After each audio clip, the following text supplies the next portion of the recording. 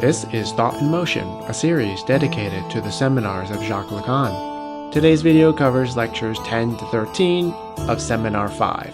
The central theme that unifies the four lectures under discussion today is the concept that any interaction between two subjects invariably involves a third party, referred to as the big other. This principle is fundamental to understanding Lacan's theories, and he endeavors to lay the groundwork for this concept through these lectures.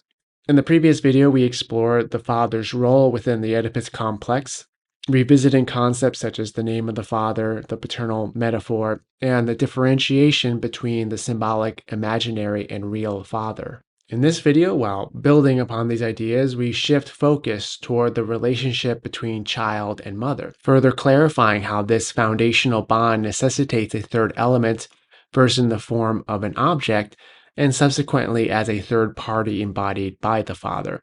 These four lectures also explore the evolution of these relationships in the context of three moments integral to the initiation and resolution of the Oedipus complex. The structure of this video is organized around these three moments, which correspond to 1. The child's confusion encountering the enigma of the mother's desire and its attempts to explain and identify with the beyond of this desire. 2. The realization that the mother's desire submits itself to a higher authority that deprives her of that object. And 3. An acceptance that one cannot become that object, a recognition of the father as the one who possesses it, and the substitution of the imaginary object for a symbolic one. We begin with the original relationship between mother and child, a relationship that is not as natural as it may appear. And this is because, as Lacan notes, needs are from a very early age motivated at the level of desire, and desire concerns the subject's relationship with signifiers and the signifying chain, which the subject initially encounters through its first other, identified here as the mother. It is the child's relationship to the maternal object that introduces the existence of signifiers into the world. And as soon as the child can utter some very basic phonemes, it becomes possible to express its needs as conditioned by desire, thereby giving rise to demand. Let us keep in mind the primary function of speech, which is to make present symbolically what is otherwise absent. These early signifiers have a close relationship to the absence of the maternal object.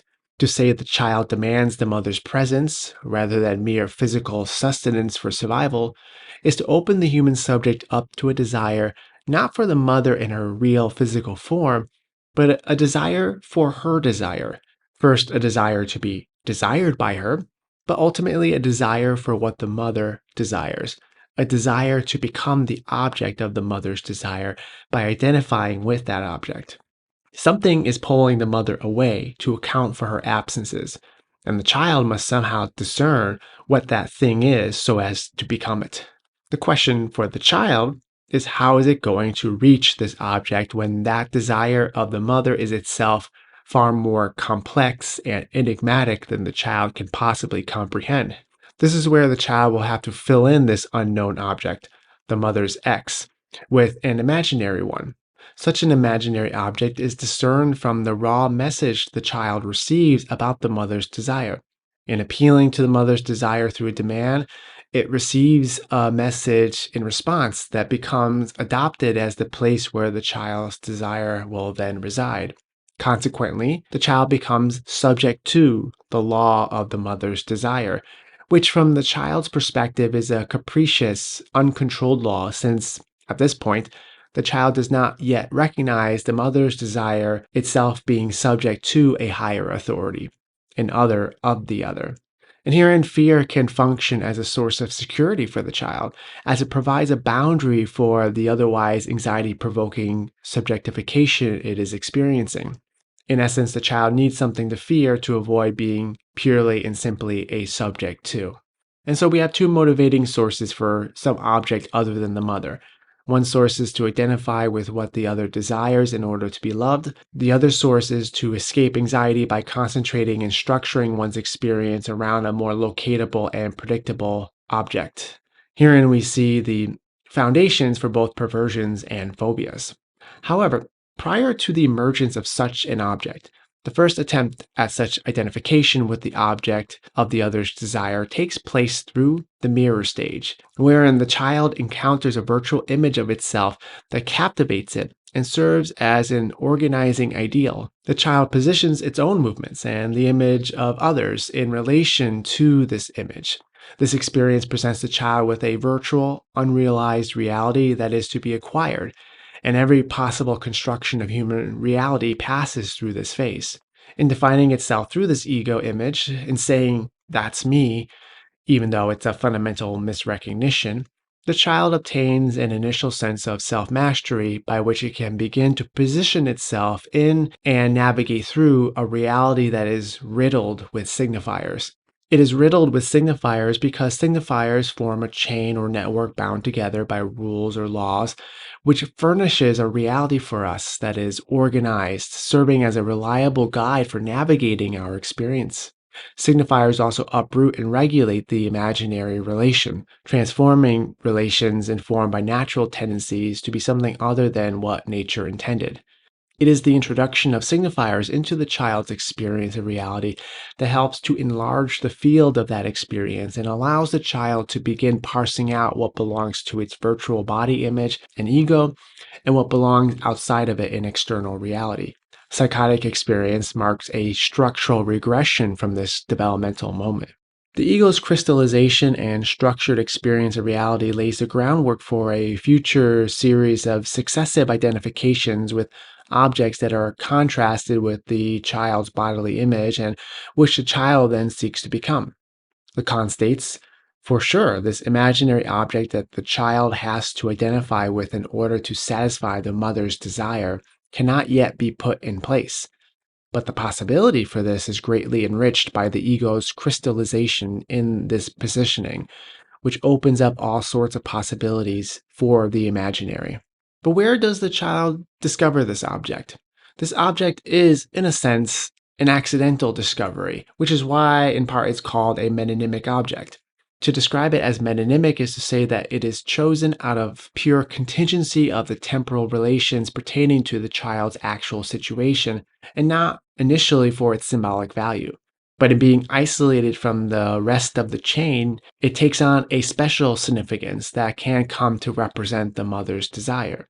We saw this in the case of little Hans's phobic object, and it can be seen in the case of fetishistic objects, like a shoe or piece of garment.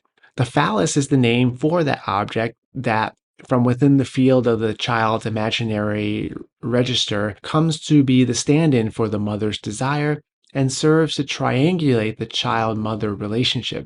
At this point, the child attempts to identify with this phallus, and this identification manifests in different ways through various states, cases, and stages. The key question for the child at this juncture on the imaginary plane is whether it can be or not be the phallus, a choice that is both passive and active, a choosing that should be put in quotes since this imaginary plane is structured by a symbolic order that always already precedes the child. As this metonymic object is subsequently appropriated and imbued with special significance, it circulates among signifieds and comes to serve as a universal object. Lacan states, just as I have told you that within the signifying system, the name of the Father has the function of signifying the entire system of signifiers, authorizing its existence, making it law, I will tell you that we frequently have to consider that the phallus enters into play in the signifying system when the subject has to symbolize, in contrast with the signifier, the signified as such. And this will ultimately tie into the notion of a fundamental fantasy, which is not developed here. In the second moment, a critical unfolding occurs that impedes the child's ability to identify with this phallus, and thereby depriving the mother of what she lacks. The child learns that the mother's desire is dependent on an object that the father either possesses or does not, which detaches the child from their initial identification and reattaches them to the concept of law and authority. It is the father who intervenes here, introducing a law and authority that supersedes the mother's. The child learns that the mother's desire is dependent on another who deprives her of the object of her desire. and the child must come to terms with the mother's lack enacted by the father's castration of her, or what is here called privation. Now, we must keep in mind that none of this requires an actual father to be present. In fact, it can and often is the mother who mediates the father's authority as lawgiver. The point is that there is, for the first time, a recognition that the mother's desire is not so capricious after all, that it is regulated by a higher authority, that the mother as other has an other as well. The father's verbal intervention is a prohibition, the no of the father, transmitted at the level where the child receives the mother's message. This paternal prohibition prevents the child from becoming solely the object of the mother's desire and disrupts the initial closure of the desire for a desire hoped for in identifying with the phallus. Consequently, the child is driven out of the ideal position with the mother, allowing for the establishment of the third relation, which includes identification with the father and the potential to have what the father has, making a transition from the question of being or not being the phallus to having or not having it. How one positions themselves relative to this new question has implications for the process of sexuation in the subject. Critical for the child here is its acceptance or rejection of the father's act of symbolic deprivation of the mother. If the child does not accept it, they typically maintain an identification with the mother's object, the phallus, and this is the basis for perversion. To accept it is to give up the possibility of becoming the imaginary phallus and to let that object take on a symbolic status that will both serve to have the child come to terms with its own lack, but also to look forward to the possibility of having something like the phallus in the form of a symbolic substitution. For this to happen, the imaginary phallus, representing what the mother lacks, but what the child aspires to be, must be replaced by the symbolic phallus, representing what the subject lacks, but which, through metaphorical exchanges, the subject can in some way have or receive as a gift. Lacan states the father, insofar as he intervenes to prohibit, brings the object of the mother's desire to the properly symbolic rank, in such a way that it's no longer a purely imaginary object. The third moment entails the child's secondary identification with the father, referred to here as the ego ideal. It creates a coalescence of desire and is what sustains the subject in assuming the paternal metaphor, wherein the mother's desire can be substituted for the father's. To arrive here requires that the father prove that he possesses the phallus and can give it to the mother.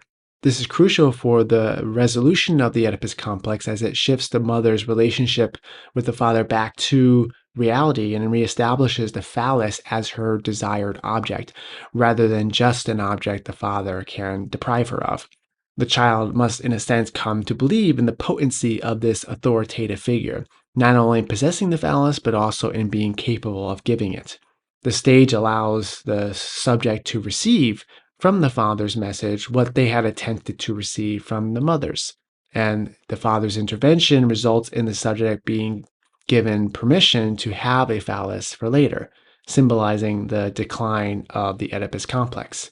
Through an identification with the father as an ego ideal, the child's identity is no longer purely tethered to an imaginary virtual image, but that one's image and the series of imaginary identifications that unfold in the dialectic of desire are now structured along the lines of a signifier that represents the father for the child.